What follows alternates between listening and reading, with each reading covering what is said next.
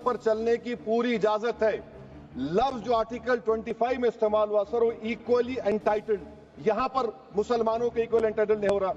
अभी हम गृह मंत्री का, वजीर दाखिला का, यहां पर उनका हमने तकरीर सुनी, यहां पर वो ये कहते हैं वजीर दाखिला, शायद वो कटमुल्ला की जबान ना कह दे, वजीर दाखिला कहने पर वजीर दाखिला ने अपने बयान में कहा कि बोर्ड और काउंसिल जो होगा वो माने वक्फ इस्लाम से अलग है। सर अगर ये बात सच है आपकी, तो फिर आपको ये कानून बनाने की जरूरत ही नहीं है, आप एक नॉन स्टैट्यूटरी बॉडी बना दीजिए। ये जो कानून बन रहा है ना सर, ये आर्टिकल 26 इसका सोर्स है, और आर्टिकल 26 जब इसका सोर्स है तो आर्टिकल 26 का ABCD क्या कहता है कि रिलीजियस डिनोमिनेशन को अपने मजहब के अफेयर्स खुद चलाना, मूवेबल इमूवेबल प्रॉपर्टी को लेना और एडमिनिस्टर करना।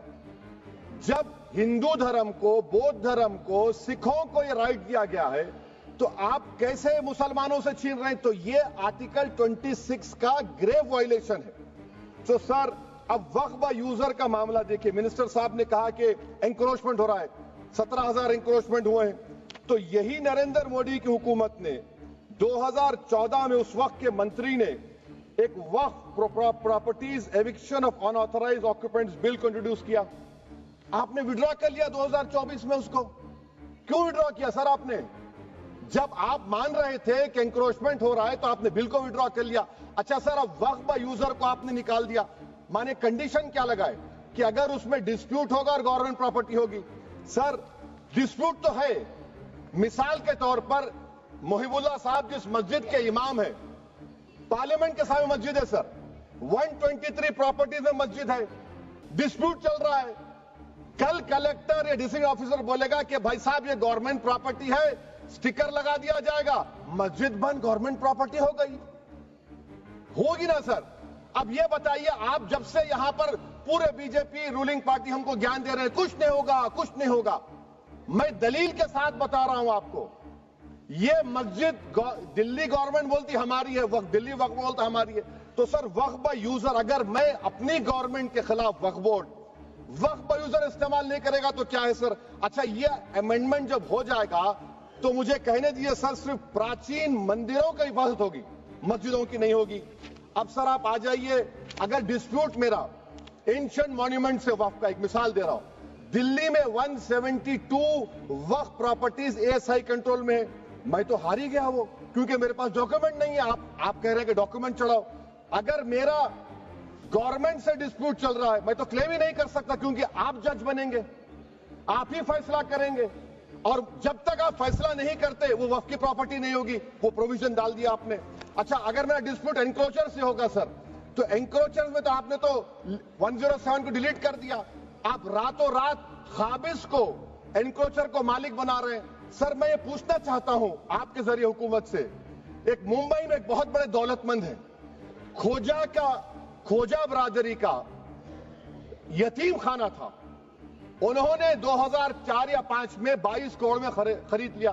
वो केस सुप्रीम कोर्ट में कि आप उनको मालिक बनाना चाहती है लिमिटेशन एक्ट अप्लाई करके, हमको बताइए, हम जानना चाह रहे हैं। और सच्चर कमेटी ने सर 2007 में कहा कि दिल्ली के 123 प्रॉपर्टीज की मार्केट वैल्यू 6,000 करोड़ की है। आज हम 2025 में आ गए, क्यों आप उन प्रॉपर्टीज के खिलाफ पड़े हुए? 1976 में उस वक्त के वजीर आजम इंदिरा गांधी लेटर लिखा, इसको आप दे दीजिए, मगर आप उसको मानने को तैयार नहीं है। तो सर और एक जो झूठ फैलाया जा रहा है, management empowerment efficient development. Sir this bill takes any management from the hands of Muslims, disempowers the waqf in comparison to any other stakeholder, takes away the efficiency of administration and hampers development. Waqf disempowerment in the name of efficiency, inefficiency is being created. The progress of development from pre-independence till today is sought to be destroyed. Sir अभी हमारे home minister साहब ने फजल पुकाया case का जिक्र किया। Sir मैं आपसे गुजारिश करूंगा कि होम मिनिस्टर जरा अच्छे लोगों को रखकर इंफॉर्मेशन ले। फजल पुकाया का ऑबिटर क्या है? इट इज ऑबिटर, वो रेशियो डिसेंडेंटाई नहीं है जो आपने कहा है। अच्छा सर, शेड्यूल ट्राइब के बारे में कहा, क्या शेड्यूल ट्राइब में मुसलमान नहीं होते? शेड्यूल कास्ट में नहीं होता मुसलमान? शेड्यूल ट्राइब मुसलमान होता तो क्या आर्टिकल 25 मेरा चला गया, आर्टिकल 26 चला गया, आर्टिकल 14 चला गया, 15 चला गया, 29 चला गया? लक्षद्वीप का एक मुसलमान एमपी है, क्या उसको राइट नहीं है क्योंकि ट्राइबल है? क्या कह रहे हैं आप? इस ऐवान को क्यों गुमराह कर रहे हैं आप शेड्यूल ट्राइब के नाम पर?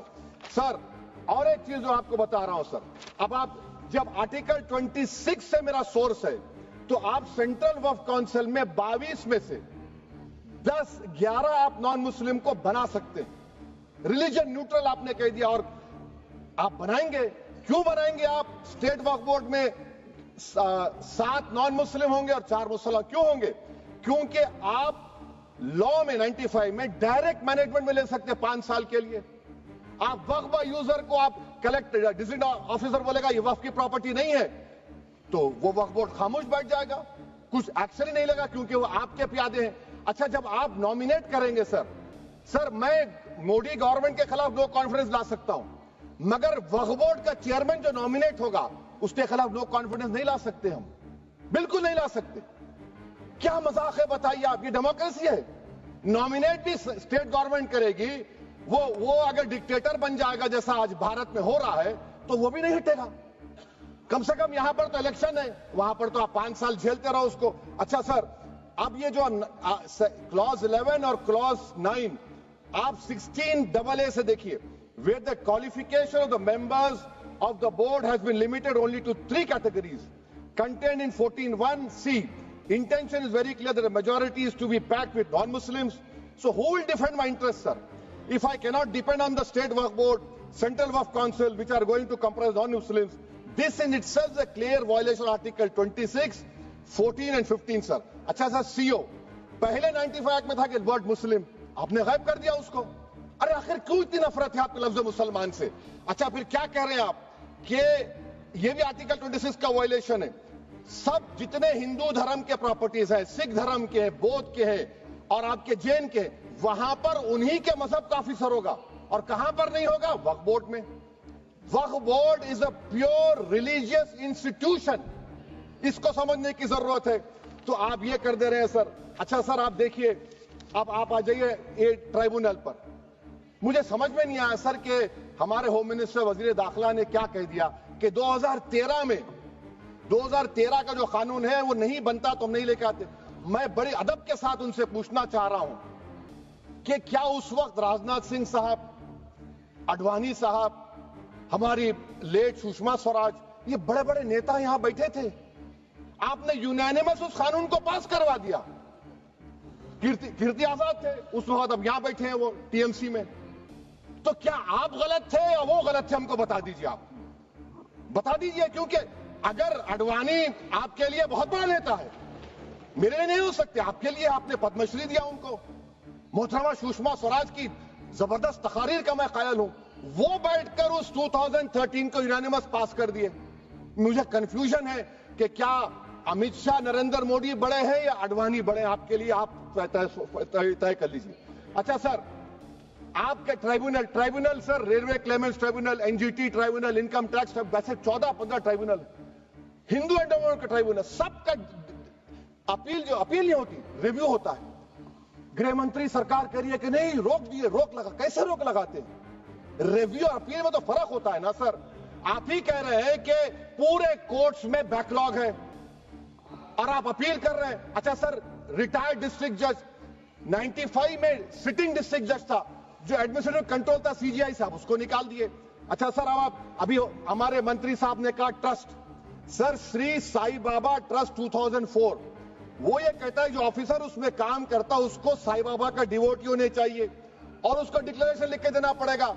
यहां पर हो रहा तो यहां पर क्यों नहीं हो रहा? अच्छा सर, आप फिर देख लीजिए, ये आपका हो गया सर। हाँ, अब अमित शाह साहब ने सेक्शन 2A के बारे में कहा और उन्होंने इस बात का इकरार कर लिया कि दाऊदी बोहरा के लिए ये बनाया गया है। मगर मैं आपके जरिए से गवर्नमेंट से पूछना चाह रहा हूं, आपने तो उस प्रोवाइजो में दाऊदी बोहरा का नाम ही नहीं लिखा, आपने उनको भी थैंक यू कर दिया, उनका नाम क्यों नहीं लिखा आपने? और सर, और गवर्नमेंट क्या कर रही है? आप मुस्लिम समाज में जो बेकार किस्म के लोग हैं उनको एक रास्ता बना रहे हैं, एग्जिट दिखा रहे हैं कि तुम्हें वक्त से बचना है तो तुम्हें ट्रस्ट बना लो। ये क्या कर रहे हैं सर आप? कम से कम उन दाऊदी बोरा को आप दे देते। अच्छा sir, clause 3V section 36 clause 18 देख लीजिए। Oral waqf, oral appointment has sought to be discontinued even though it is recognized practice in Islam. Muslim personal law has recognized oral waf and 1937 Shariat Application Act. Sir आप clause 39 पर आ जाइए। 5 साल के लिए मुसलमान। मैं किरण रिजिजू से पूछना चाहता हूं सर, दाढ़ी रखे तो मुसलमान प्रैक्टिसिंग है या क्लीन शेव आपकी तरह है? तो बताइए हमको, प्रैक्टिसिंग क्या होगा? अच्छा, किसी को पकड़ के मॉब लिंच कर दिया और बोले कि JSR का नारा लगाया, और वो JSR का नारा लगाया तो क्या मुसलमान रहेगा? नहीं रहेगा। या फिर देश के प्रधानमंत्री ने कहा था कपड़े देखकर पहचानो, तो क्या कपड़े देखकर आप कह देंगे?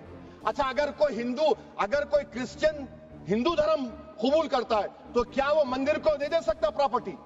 फिर भारत के संविधान में आर्टिकल 300 क्यों है सर? राइट टू इक्वालिटी क्यों है? फ्रीडम ऑफ रिलीजन क्यों है?